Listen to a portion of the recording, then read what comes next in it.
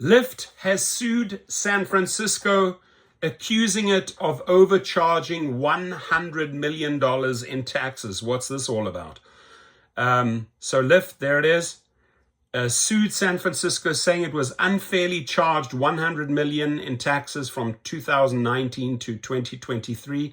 Lyft argues the city's tax formula unfairly includes passenger payments as revenue. The lawsuit highlights global gig economy debates over worker classification. Lyft has accused the city of San Francisco in a lawsuit of overcharging it $100 million in taxes over 5 years, arguing that the city used a calculation that doesn't reflect the ride-hailing firm's business model.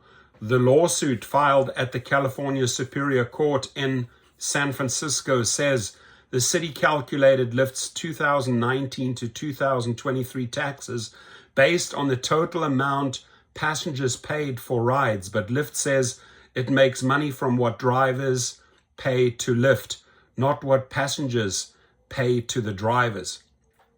Drivers make at least 70% of what the passenger pays, which is an absolute bullshit lie. So I don't think they have an argument here when they're trying to say that, drivers are making at least 70% of what the passenger pays. Lyft considers drivers as customers who use its service and not employees, the company said in the state court complaint.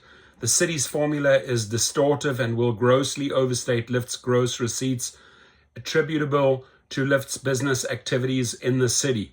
The filing says the U.S. Securities and Exchange Commission doesn't consider drivers' fees as part of Lyft's revenue. Driver fees are also not recognized as income for income tax purposes on a state or federal level. Lyft is seeking a refund for the amount it overpaid. Good luck.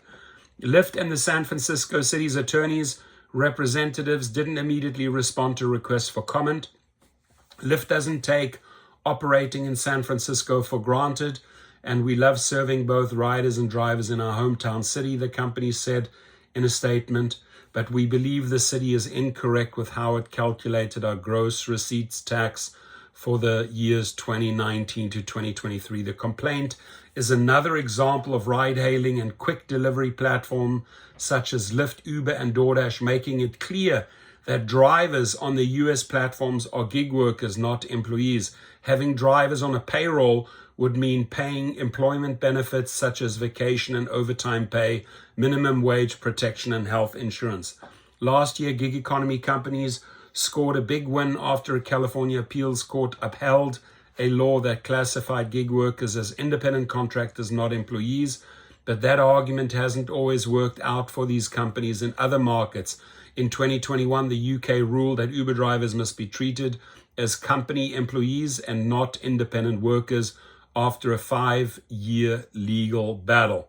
So I think their bullshit argument with this, but Lyft says it makes money from what drivers pay to Lyft, not what passengers pay to drivers. Drivers make at least 70% of what passenger pays.